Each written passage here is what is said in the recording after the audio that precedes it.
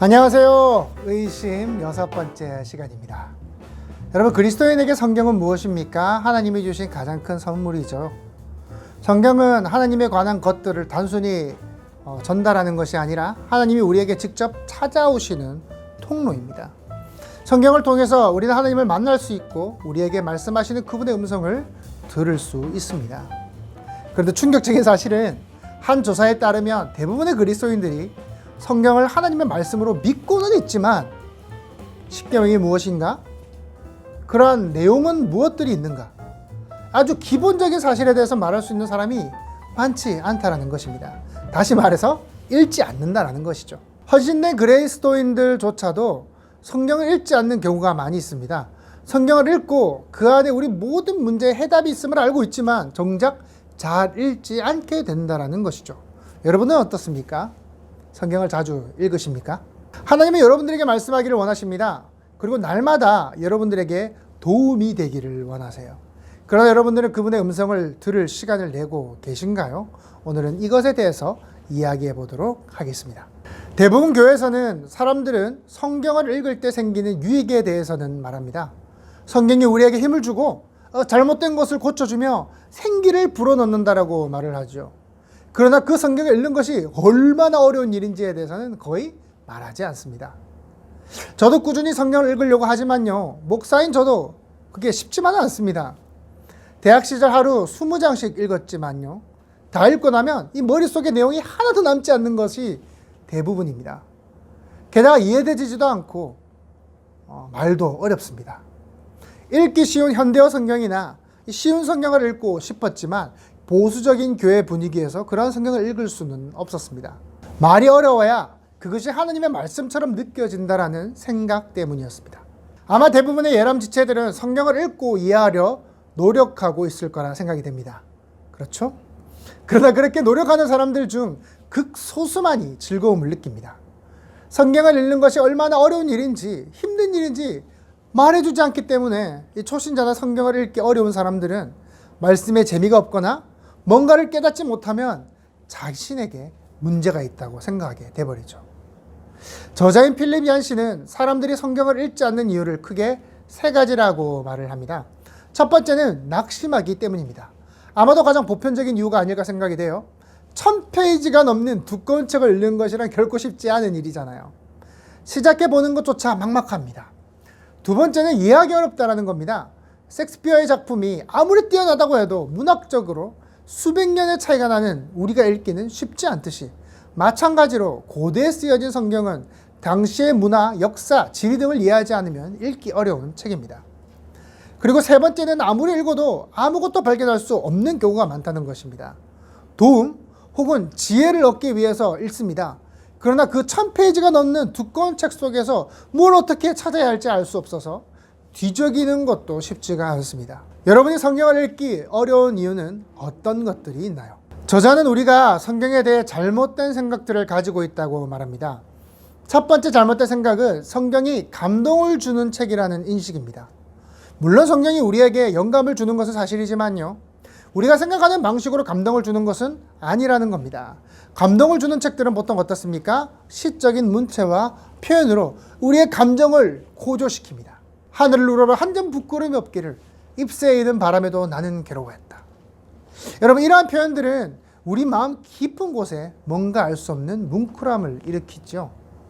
그런 성경의 내용은 대부분 감정보다는 이성에 그 초점이 있습니다. 그래서 만약 여러분들이 시적 감동을 기대하고 접근했다가는 실망할 수밖에 없을 것입니다. 두 번째 잘못된 생각은 성경의 놀라운 구절들의 집합체라는 것입니다. 마치 탈무드와 논어같이 우리는 문제가 생겼을 때 도움이 되는 성구를 찾아보기도 합니다. 그런 성경은 그러한 좋은 말들을 모아놓은 책이 아닙니다. 물론 시편과 잠언같이 지혜의 글들을 모아놓은 부분이 없는 것은 아니지만 성경에서 부분을 통해 뭔가를 얻기보다 전체를 보는 눈이 있어야 합니다. 성경을 쓴 저자의 메시지와 의도를 파악해야 한다는 것이죠. 세 번째 잘못된 생각은 성경을 이해하는데 어떠한 도움도 필요하지 않다라는 생각입니다. 여러분들도 아마 이런 말을 들어보셨을 겁니다. 성경은 남녀노소 누구나 읽고 이해할 수 있다. 여러분, 이 말은 반은 맞고 반은 틀렸습니다. 분명 어린아이가 읽어 이해되는 부분이 있지만 이 믿음의 선조들이나 학자들의 도움을 받지 않고서는 절대로 이해되지 않는 부분들이 정말 많습니다. 때문에 성경을 읽기 위해서는 반드시 도움이 필요합니다. 성경은 마법책이 아닙니다. 골방에서 읽다 보면 하나님의 음성을 듣게 된다거나 자동으로 이해되는 일은 쉽게 일어나지 않습니다. 끊임없이 읽고 토론하고 연구물들을 참고해야 합니다. 분명한 것은 성경은 공부해야 하는 책이라는 겁니다. 스스로 아무리 읽는다고 절대 모든 내용이 이해되지는 않아요. 제가 몇 가지 조언을 드리겠습니다. 현대어 성경 혹은 쉬운 성경을 읽는 것을 권해드립니다. 물론 개역 개정이 좀 더 거룩하게 들리는 것은 사실입니다. 하였느니라, 했느니라. 그러나 그러한 것보다 이해하는 게 우선입니다.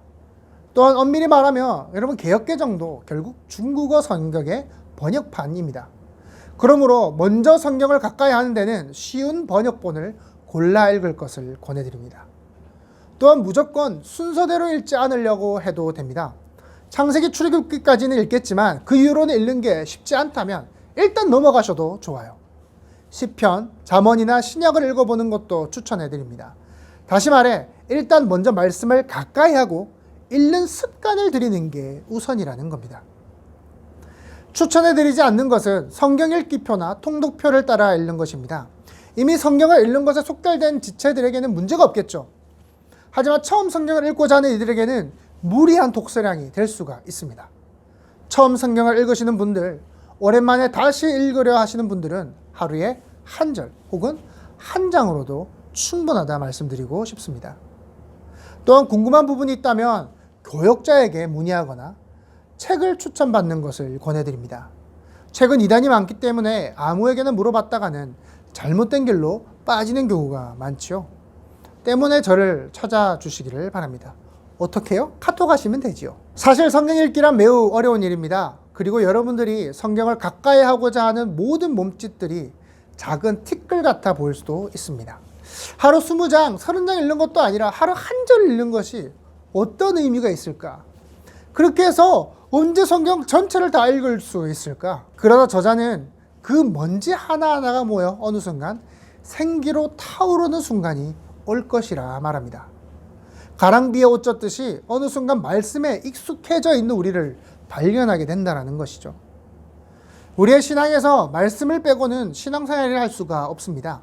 말씀을 읽기 위해 노력하는 우린 예람 지체들 되셨으면 좋겠습니다.